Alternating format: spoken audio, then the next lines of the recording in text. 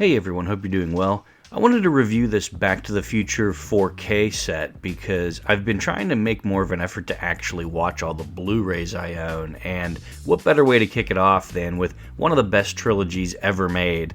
I'll be giving my thoughts on the 4K set itself and briefly talking about my feelings on each movie. First, let's dip our toe into this set by getting the cover art out of the way. I remember this being criticized when it was released to the public, and I can't say I disagree with the other fans here. It just looks like a very generic composition with a bunch of elements that don't blend together. In short, it looks like it was conceived and constructed pretty quickly. I don't think you want to get too stylistic or offbeat for a movie like Back to the Future, but it just looks kind of cheap to me. The characters look very cut out, and I have no idea what's going on with Marty's face. The rest of the faces here all have this strange high-definition look to them, but Marty barely looks like Michael J. Fox. I have no idea what they did here or why they did it. It sucks how cold and basic the artwork is because I actually like the idea of putting all these characters on the cover. Maybe it's me, but I don't see a lot of Back to the Future artwork or promotional materials with all of the main characters in the same image. The way it's done here is just so uninspired though, especially for the Ultimate Trilogy set, quote unquote. For reference, there's also a 40th anniversary 4K set that is similar to this one but not identical, and it has somewhat better cover art.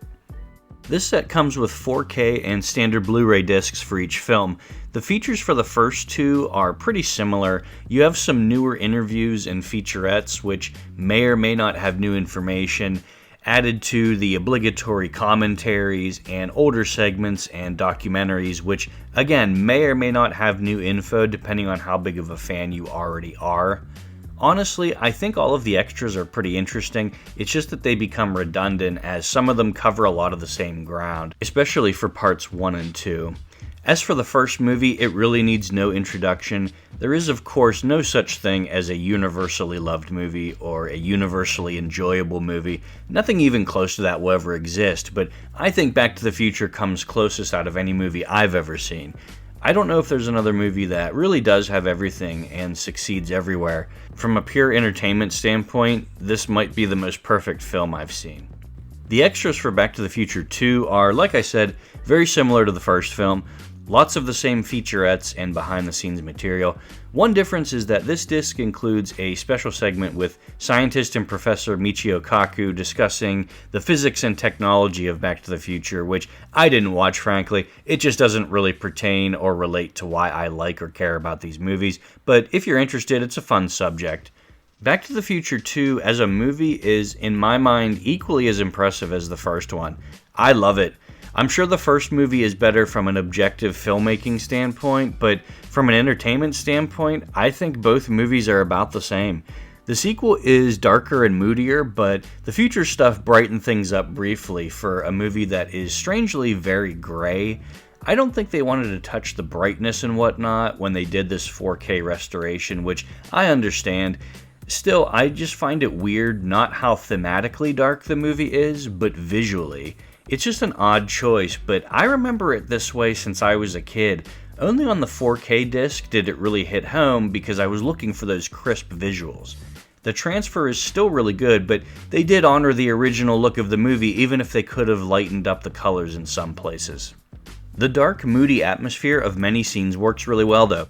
The tension and stakes are communicated unbelievably well to the audience, and for a lighthearted time travel movie, everything has a ton of weight without getting too brooding or scary. Overall, I just can't believe how this movie grabs your attention immediately and holds it throughout, and with all kinds of techniques. Like the first movie, this one manages to be as many things as it possibly can be, and everything is a success. This is the movie that first sparked my interest in science fiction. My family saw it in the theater, and in the car ride home, I just stared at the floor in the back seat imagining how amazing hoverboards would be, or 3D movie ads that jumped out at you.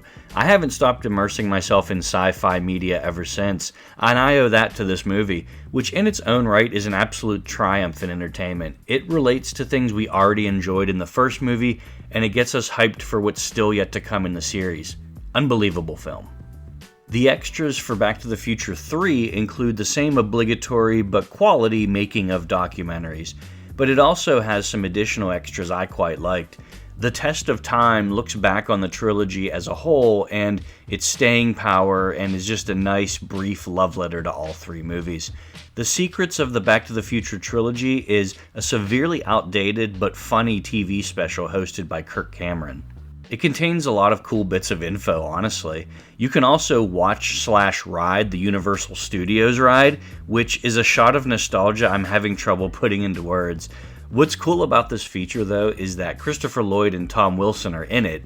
There is actually a ton of Doc and Biff dialogue and scenes here that are genuinely fun to watch that many fans probably have never seen. For a theme park ride, I think the plot and writing are genuinely good, too. If you're a fan of the movies and want more of these characters, I highly recommend watching this. The thing about Back to the Future 3 is that as much as I like it, I've seen it the least out of the three by far. Watching it again here in what I think is a great 4K transfer, one thing really strikes me about this movie. What strikes me is how its only problem is that it's not the first two movies. Lots of fans disagree with me on that, of course, but everyone has their favorites. Back to the Future 3 is so freaking entertaining, and it's actually unreal how they managed to hit such a high bar 3 times in a row. I just think 3 has a few cracks in its armor the first two don't. I think the performances and some of the writing seem a little self-aware. I think the very end of the movie is a little milquetoast and saccharine. Also, through no fault of its own, I think the third movie feels a bit detached from the first two, which were so closely related. Though I admit they definitely did make logical and clever ties back to the first two, because again, make no mistake, all of these movies are amazing and tie in together beautifully. It's just a few nitpicks like the ones I mentioned that make it my clear third favorite. I like the choice of the Old West though. I like how it's more Doc's story this time around too. Lastly, I just have to marvel again at how they managed to make 3 movies that are so entertaining and well made that people really do talk about them as passionately today as they did in the late 80s. The third movie is the thundering conclusion to a trilogy I consider tied for the best of all time. A great ending to one of the most enduring works of Western pop culture. Finally, this set has yet another disc full of even more bonus features. If you can believe it, this disc contains an additional full documentary. I think that's at least 3 full documentaries in this set that cover the entire series. There are other fun bits and bobs here, like old audition tapes, some materials celebrating the 2015 anniversary, and you can even watch the first 2 episodes of the animated series. Despite a minor annoyance that is the cover art, I can easily get over that and see that this Back to the Future set seems about as complete as one can be. If you're looking for the full Back to the Future experience, this is a great set to own. In my opinion, if you own a set like this, in addition to the books We Don't Need Roads and The Ultimate Visual History, you have pretty much all of the information there is to know about this series. I'm sure there are tiny bits of trivia scattered across the internet, but I think those materials contain everything a person needs to fully appreciate these films. The more I explore each disc, the more things I found that brought me joy. I think the presentation here is a little basic, but that's no reason to miss out on what's a definitive Back to the Future experience from top to bottom. You'll revisit some of the best movies ever made when they've never looked better, and there are more extras than most fans will ever watch. I still haven't gotten through them all, not even close. I had so much fun revisiting all 3 of these movies, and the journey through each of these discs just enhanced my appreciation for this trilogy all the more. If you're interested, this is a great set to own. So do you own any Back to the Future movies? What do you think of them, and do you own this set? Let me know in the comments. I'm really glad you joined me for this review, and I hope I'll see you next time.